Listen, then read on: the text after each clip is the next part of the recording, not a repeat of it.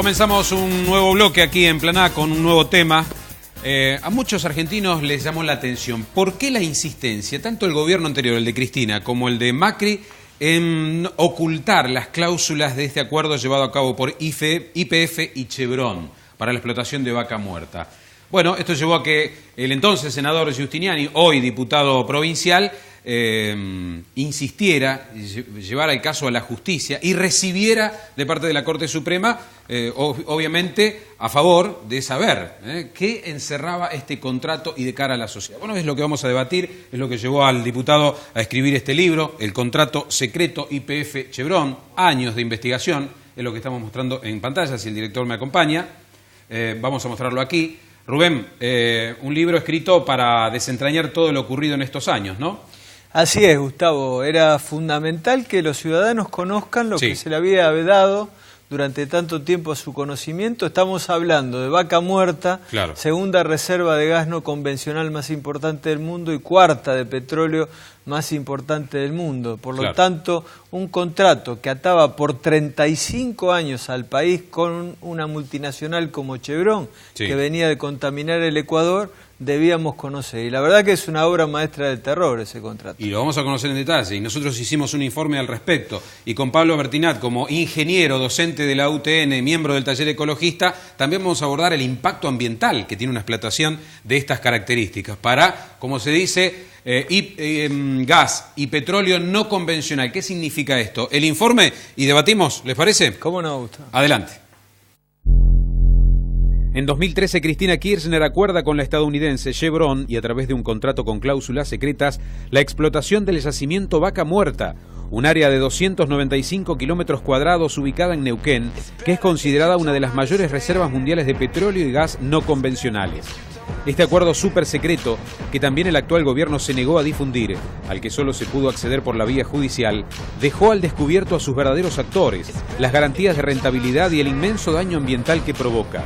Las voces de organizaciones ecologistas apuntan contra el fracking.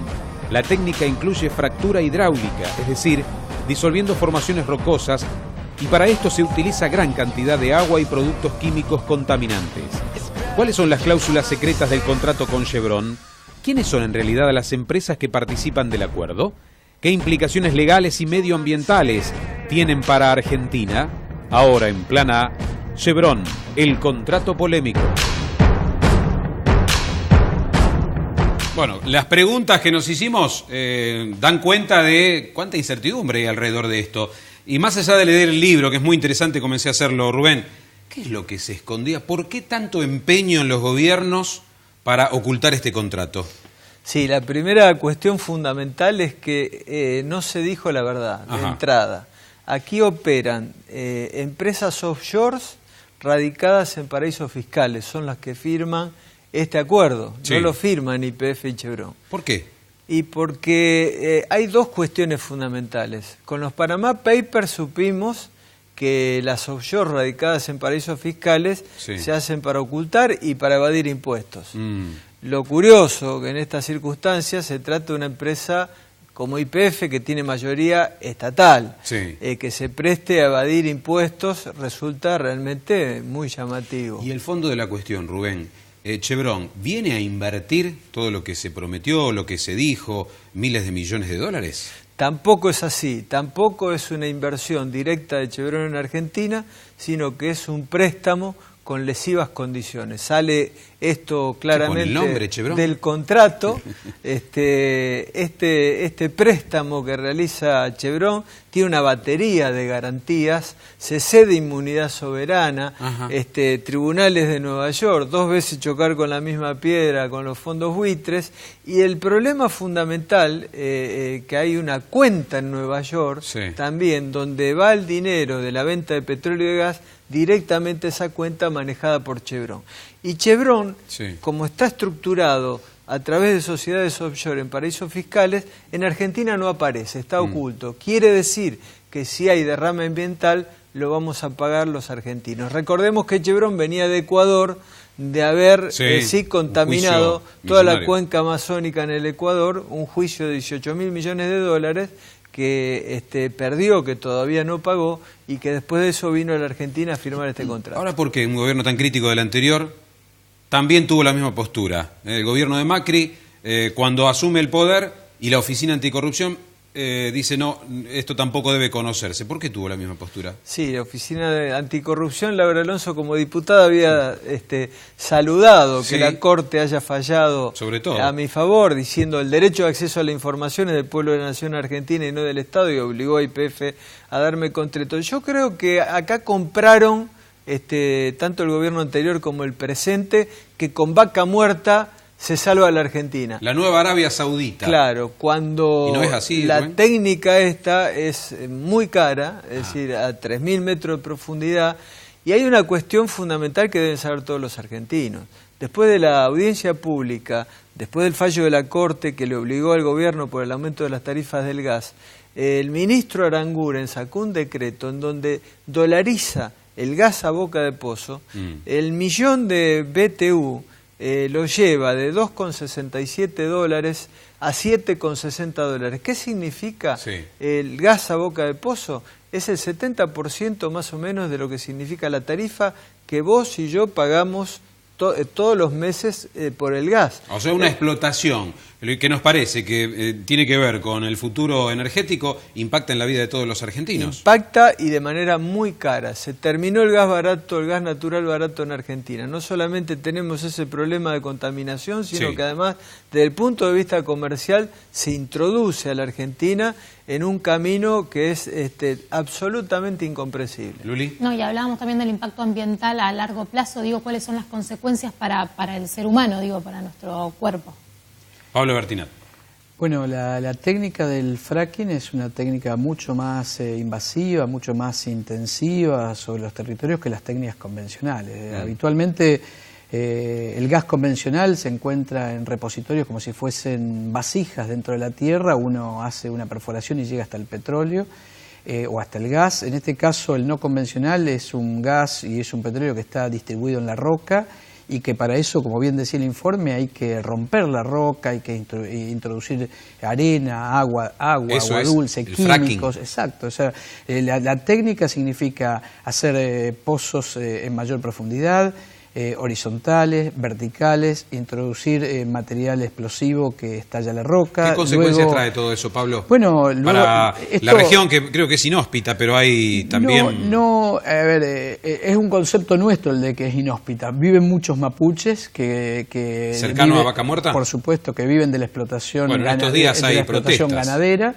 La visión convencional es que no hay nadie ahí, pero en realidad hay mucha población mapuche viviendo ahí que está viéndose afectada por la intromisión de las empresas en sus territorios. Inclusive hay sectores en donde se está produciendo en áreas protegidas como la de Auca Mahuida, y hay sectores hoy en día, el nivel de intervención es tan grande que hoy, por ejemplo, se está explotando de manera no convencional en una zona que, si bien no es técnicamente Vaca Muerta, es muy parecida, que es en la zona del Alto Valle, en donde se junta la mala situación económica de los productores frutícolas con la necesidad de esos territorios para producir fracking. Entonces hoy en día se está desplazando. Ahora, ¿se está llevando a cabo esa técnica? Se está llevando a cabo. Hay muchas filmaciones. Nosotros tenemos filmaciones hechas aéreas de la zona donde se ven las chacras de producción de fruta mezcladas con la producción hidrocarburífera, y donde ya hay eventos de derrames de productos químicos. ¿Qué pasa en el mundo, Pablo,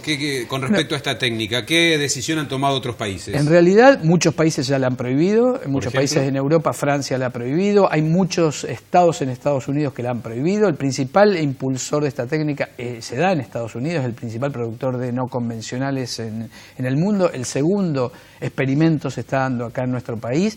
Y el grado y el impacto tiene que ver no solo con cuestiones ambientales, sino también con cuestiones sociales, con cuestiones de desarrollo de economías de enclave en determinados lugares, que nos muestran cómo va a ser el futuro en realidad. Porque si uno revisa cómo fueron los primeros lugares donde se explotó petróleo y qué quedó de eso en la misma Argentina, podemos ver qué va a ser del futuro. Ahora, ¿no hay alternativa al fracking para explotar Vaca Muerta?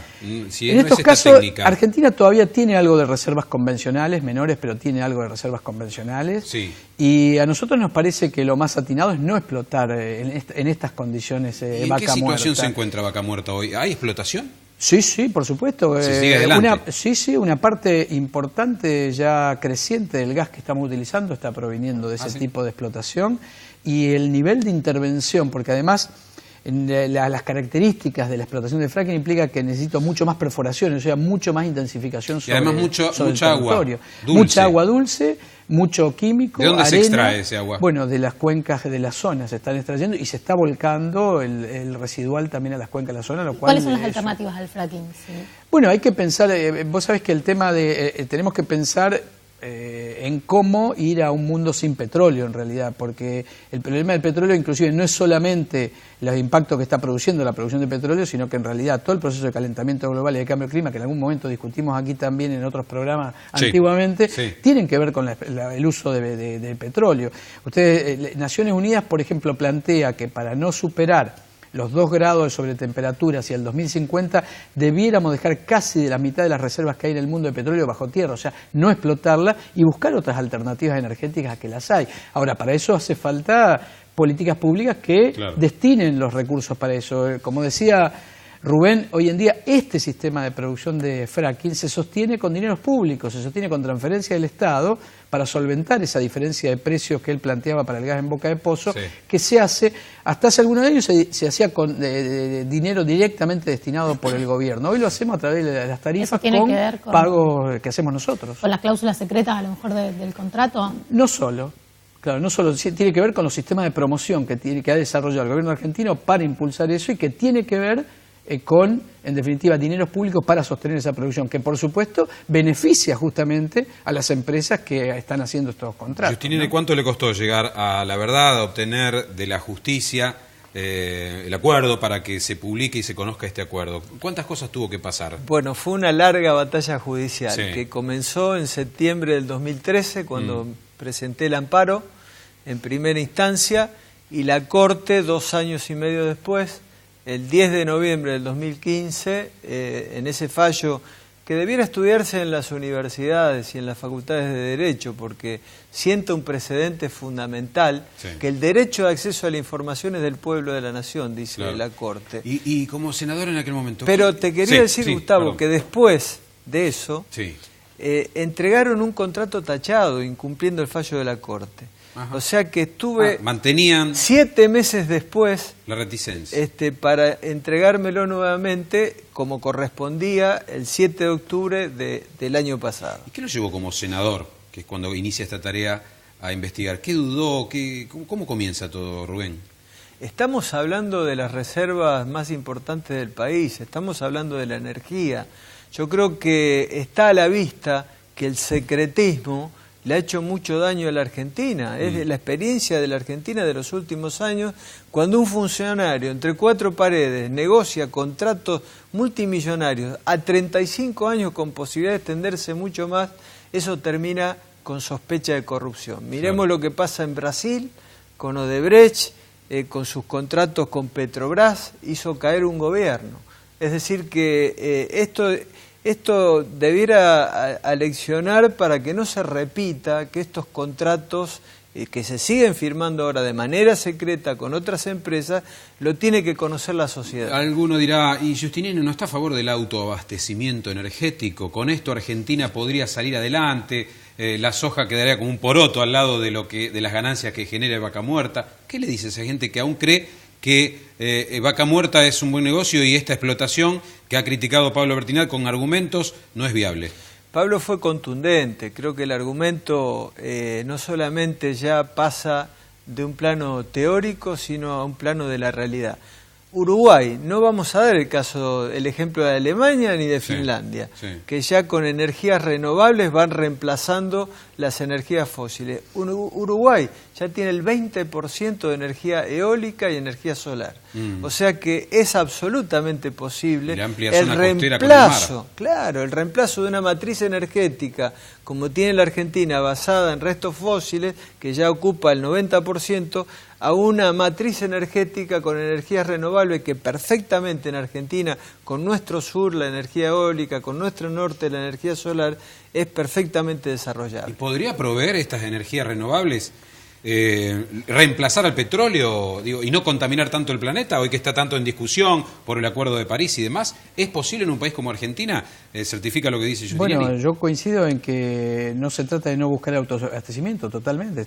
Tenemos que buscar el autoabastecimiento, pero eso no debe estar atado exclusivamente a las fuentes fósiles, digamos. Claro. Tenemos que pensar otras alternativas. Y es posible pensar en un proceso de transición ordenada en ese camino. Está claro que es un sendero que hay que recorrer, hay que desarrollar tecnología, se puede hacer con tecnología nacional, hay alternativas a eso, pero es un proceso que hay que encarar y que debe estar asociado a un paquete de políticas públicas de ciencia, tecnología, productividad, producción, sector productivo, para poder hacerlo. Es posible, muchos países, como comentaba Rubén, están transitando ese camino y en muchos casos tiene que ver con una decisión política de torcer el rumbo en este sentido y de buscar otras alternativas, ¿no? Muy bien, las condiciones desfavorables son para nuestro país, para la empresa petrolera local, evidentemente, más todos los argumentos que han expresado aquí. Ahora, ¿sigue vigente este acuerdo, Rubén? ¿Qué pasa en el sur, en Neuquén, en estos momentos?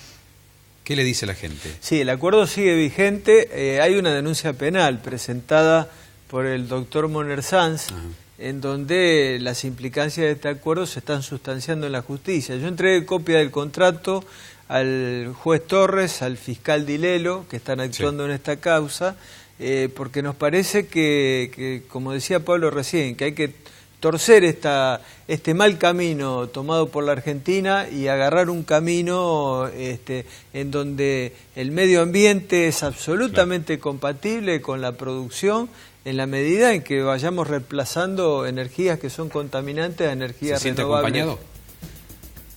Bueno, el camino lo empezamos, la presentación la hice como senador yo solo, pero tuvimos un gigante acompañamiento de las organizaciones no gubernamentales. Claro. Trabajaron estrechamente conmigo, por eso las primeras copias de este contrato, fuimos a una audiencia en conjunto, la hicimos con la ONG que nos han enseñado todos estos temas, que son las que batallan diariamente y que son las que están a la cabeza mucho más allá de la dirigencia política en este tema. Gracias, Rubén, gracias, Pablo. Gracias. Hemos culminado con este tema Vaca Muerta y el contrato secreto YPF Chevron y todo lo que rodea esta explotación. Muchas gracias por la visita. Gracias, Luli. Nos reencontramos el próximo sábado, ¿te parece? Así es. Buen fin de semana para todos, gracias. Y FUNTV, nuevamente, antes que nos despidamos, nominado nuevamente Plan A, como en otras ocasiones, el reconocimiento para este programa de un prestigioso galardón. El FUNTV nuevamente nominado Plan A en esta edición 2017. Muchas gracias a los componentes de ese jurado. Hasta el sábado que viene.